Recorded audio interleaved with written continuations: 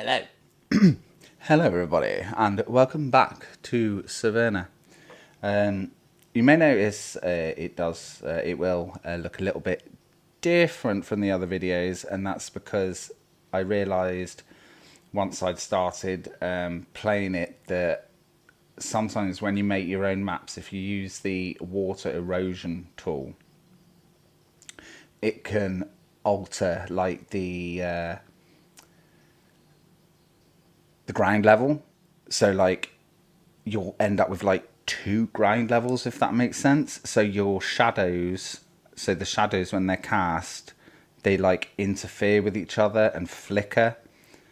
And I thought I could get over it. I was like, it would be all right. It's only me noticing it, but it was doing my head in. And I thought, right, I've just got to stop it now, restart another map, but try more or less build it like exactly the same. But obviously that's impossible. But the fundamentals are there. So this one is working correctly. The map is the map all agrees on what grind level is, which is always a good start.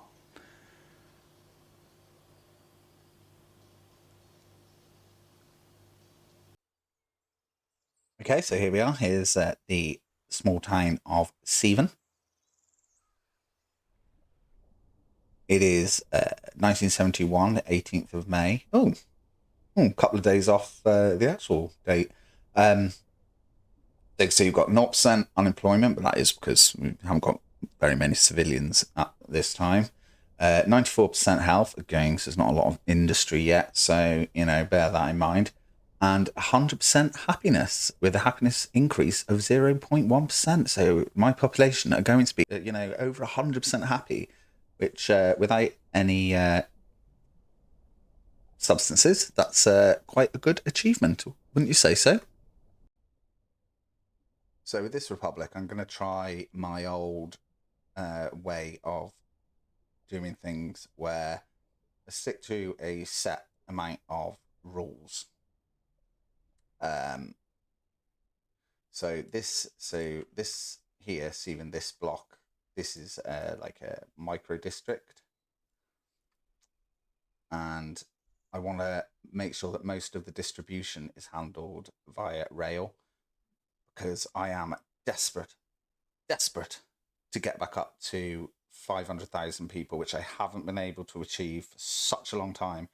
Because the last time I did that, the game just didn't have the things that it has in it now. You didn't have heating. I have switched waste off. I do like having waste on, but one, it adds loads of vehicles onto the roads, like loads, way more than I think is necessary. Like I think my town, which is where I live, is in Shrewsbury, population of about 78,000 people, and I think it has about 3 or 4 trucks. you know, Whereas on this it's ridiculous. And then when you get up to like 100,000 population, you are just constantly fighting it all the time. Waste is building up in place. It just really frustrates me. It just doesn't work. You know, can argue with me about it and say, but you can check out my other videos. I have given waste management more than a fair share, but I don't think it really brings anything to the game.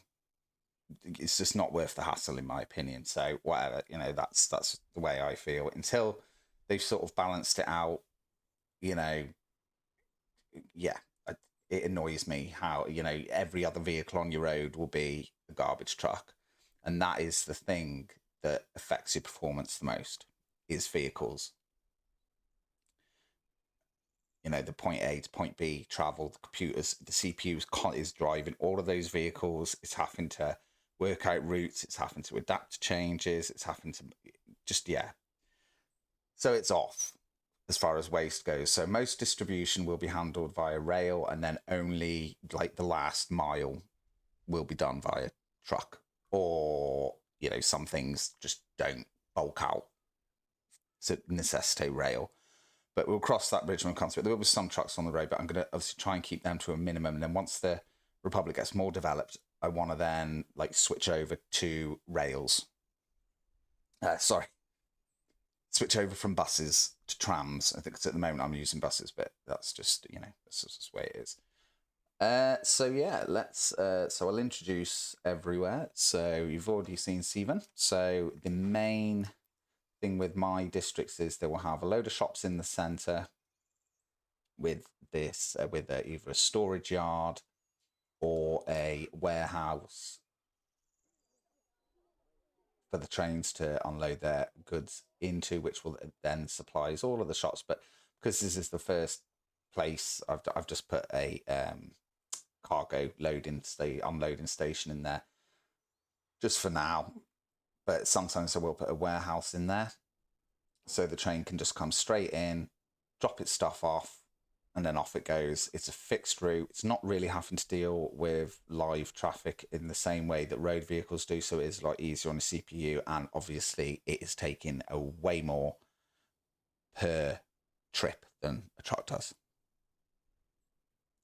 So even though Severna is a tiny little island, really, in the grand scheme of things, I've not actually measured this one across. Can't be much. Must be about kilometre, 2 kilometres at most. Let's just quickly measure that. It's then going to be like a rough.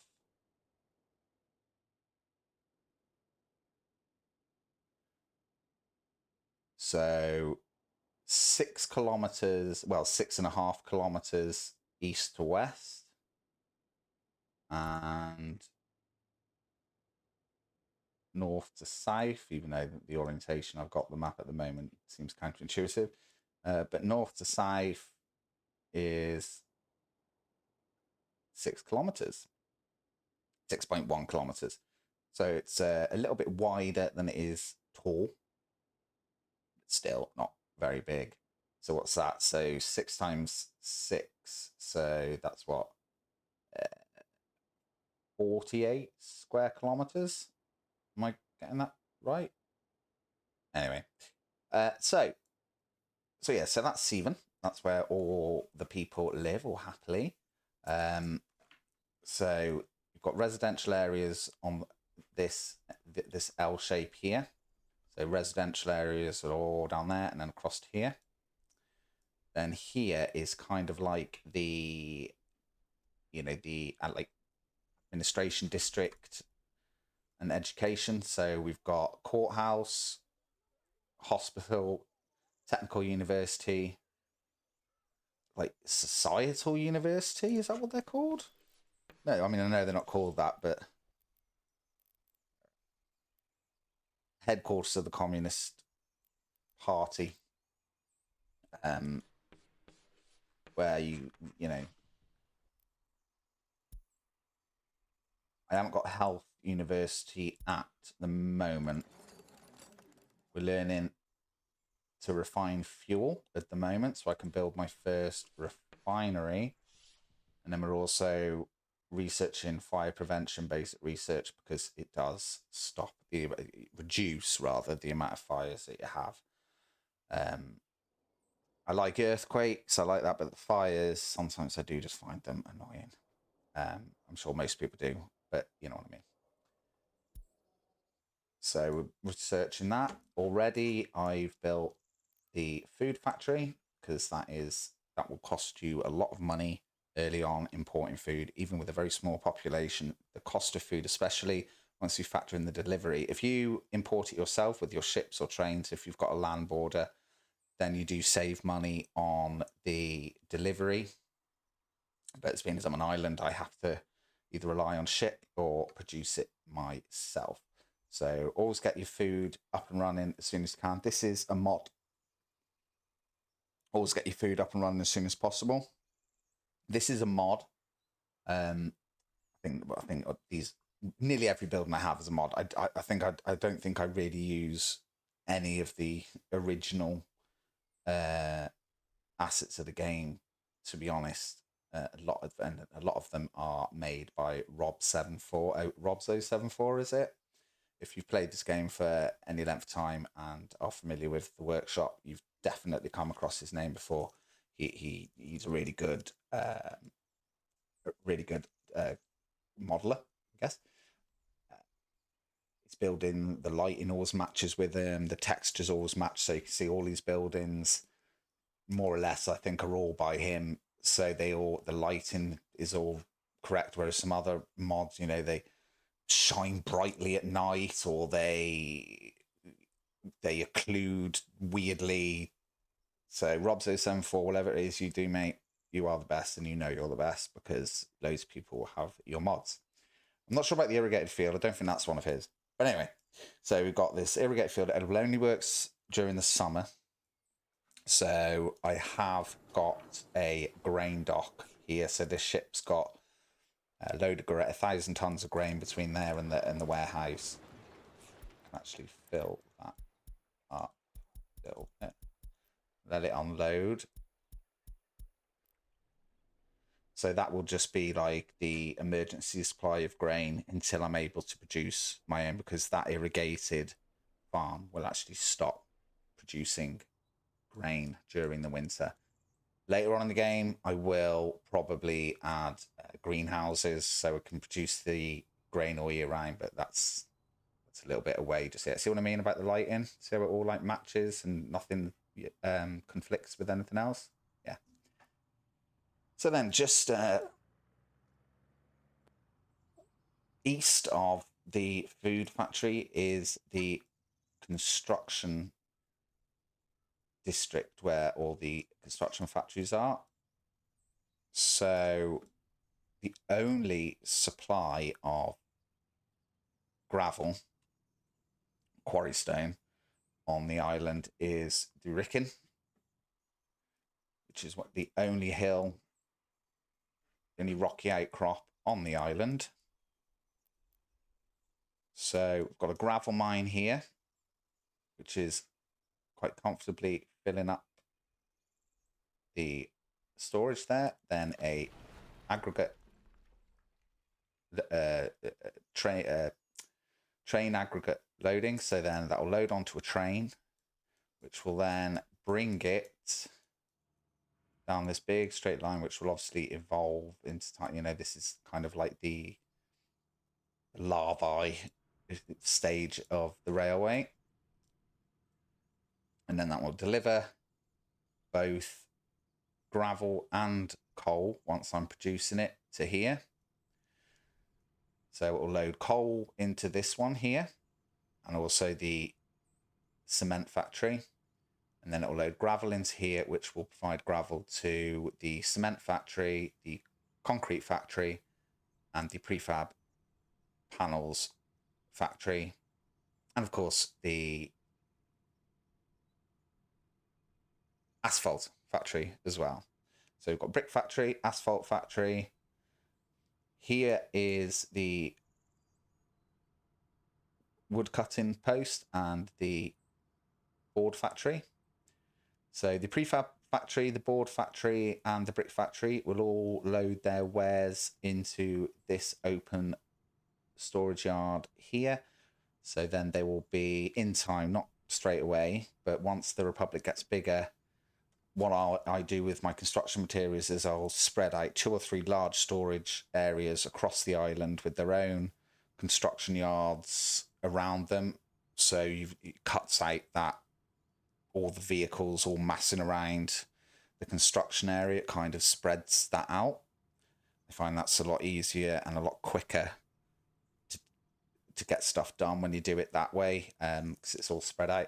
I have tried to put this construction area sort of more towards the center of the island, but now I'm looking at it, it's really not. But not to worry, because like I said, we'll be spreading out those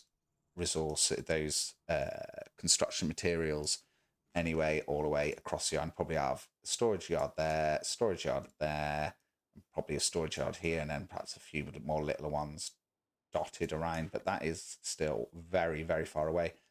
We were only 1971, so really we've just had the first year. Economy's doing all right. We do have a very good oil field here. Very rich oil field, But at the moment, just selling petrol, at the moment, just selling oil doesn't make a lot of money, but in volume, you can still base, a lot of the early economy on it, especially if you've got your food covered.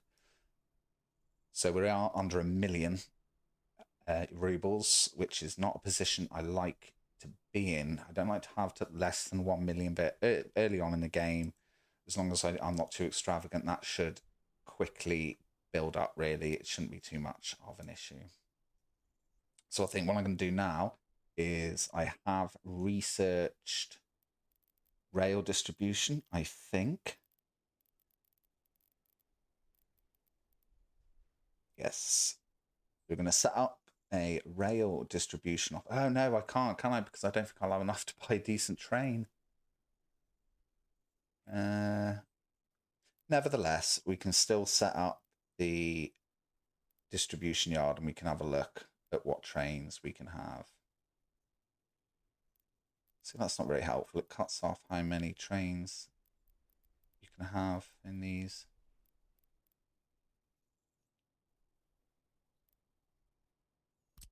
It's fine. Right, where are we going to put the rail yard? So I've got an orbital railway line going all the way around Severna. I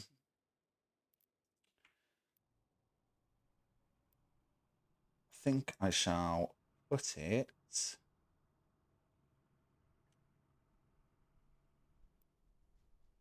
Yeah, we'll place it here. No, we won't. We'll place it... No, we won't. Put it... I want somewhere with power.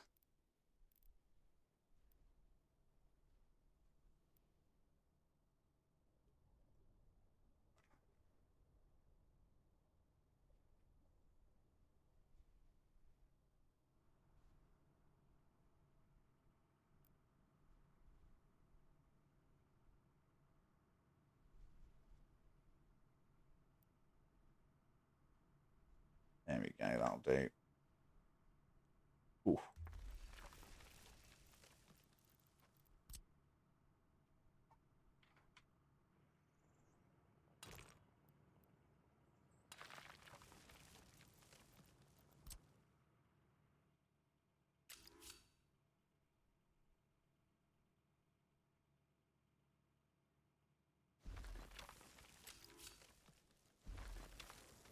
Just connect the two rails at this time, and then these ones we can put that, if maybe it'd be better if just connect over here. I don't know yet. We'll have to wait and see.